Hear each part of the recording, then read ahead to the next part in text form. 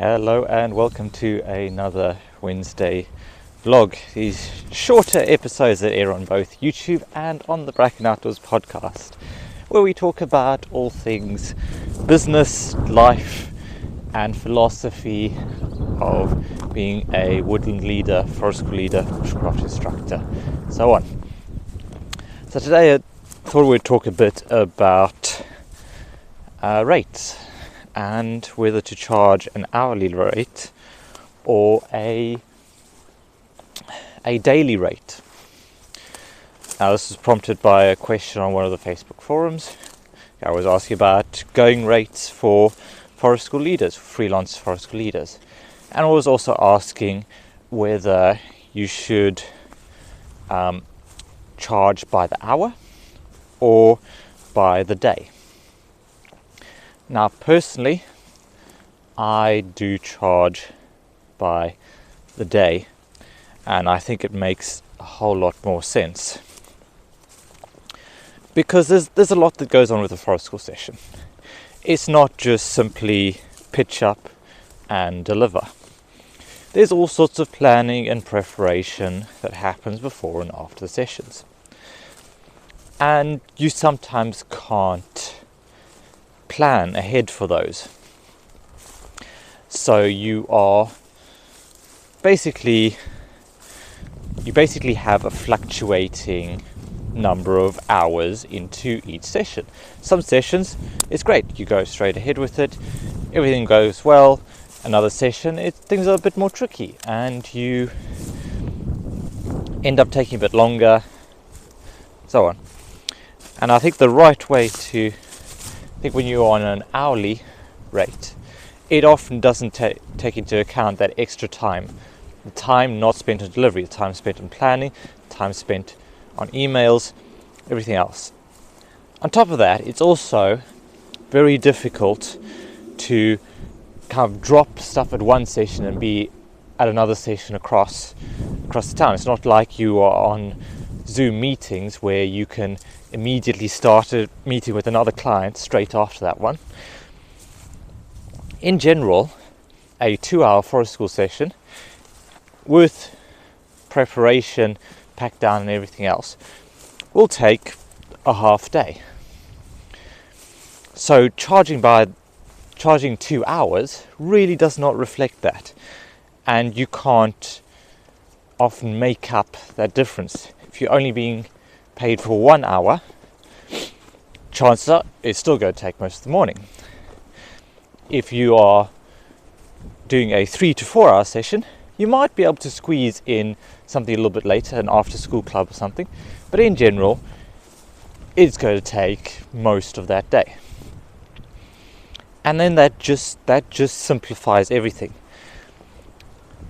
So I think it's really worth having a half day rate and a full day rate, or even consider just having a full day rate and just say this is what I charge per day, and then sticking to it.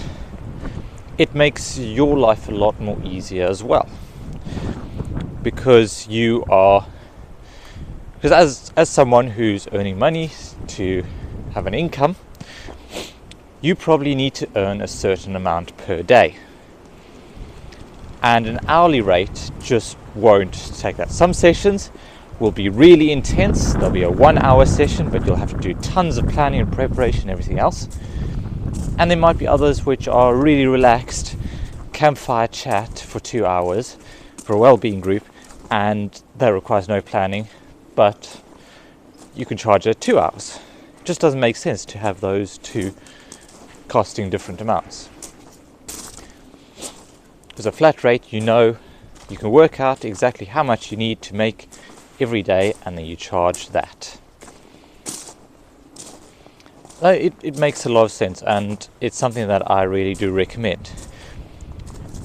The exception to the rule would probably be if I was working more of an assistant role. If I was, say, looking at being an assistant on one of another person's sessions, and I was just turning up and doing the session and then leaving and then pretty much clocking in on the way out, clocking in and clocking out, and that was all the extent of my involvement in the sessions. That to me makes more sense for an hourly rate. And that's where you are being more of an employee than a freelancer. As a freelancer, I think half-day rates and full-day rates make a whole lot of sense and really do improve the consistency of things. And so once you've decided whether you want to go for a half-day rate, full-day rate, like I say, I recommend a full-day rate. You can then look at what that rate is going to be. I'll probably mention this quite a few times, but it's a frequent topic that comes up. What is a going rate for a full day or half day of work? And the great answer is it depends. It will change. It will change based on who you have employing you or who's contracting your services.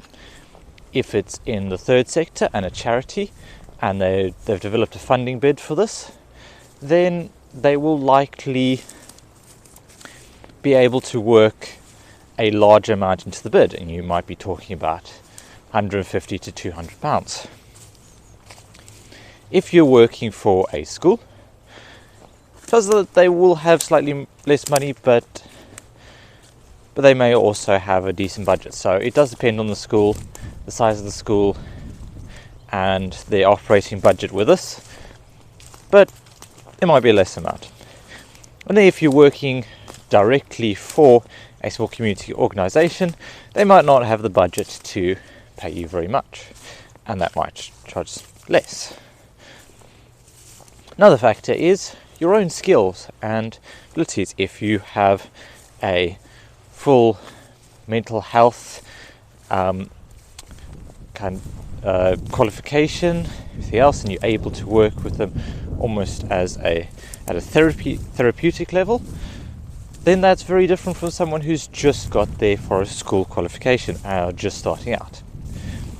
So don't be afraid to start off low, and then increase your prices as your experience and as the level of value you can provide increases. Then you need to look at your very own personal expenses. Like how much money do you need to survive? Like I said, chances are your mortgage, your rent, your bills, food, everything else is a set amount a month, and you need to make enough money to cover that. So if you are not working that into your pricing, then you will not be able to continue running the sessions. It's as simple as that. I'm not saying that you won't have a little bit of a harder time earning a living right at the start as you try and find consistent work and everything, but don't set yourself up to fail in the long term by deciding an arbitrary rate that doesn't meet your needs. Your needs are important in this for a sustainable and long-running business. Otherwise, you'll just go in there, you'll probably burn out or have to get a different job when things don't quite work out. So really think about the costs you need, and then the other number you need to know is the running cost of your business. How much does it cost to manage your insurance, to manage your petrol, to get to and from places, to buy food or marshmallows or campfire treats, to buy and replace equipment and maintain it, to make the payments on the van or whatever. Those are all costs that are individual to you. You might spend more on marketing, you might spend less on marketing. You might spend more on equipment for a particular type of session, you might spend less on others. So you need to know your individual running costs, and then with those kind of two big numbers, the amount that you can charge and the amount that you have to charge, somewhere in the middle you can find your rate. And then work hard to deliver double the value of that rate, and you should be good. So there we go, that's a quick rundown on rates. If If you have any feedback on that or any questions about anything at all or comments, you can send me an email at info@brackenoutdoors.com. Leave a message down below, contact me on social media, or otherwise get in touch. I'd love hearing from people listening to these podcasts and videos. But that's all. I've got a whole lot more work to do here on the farm, and it's a frosty morning, so I'm going to need to keep moving.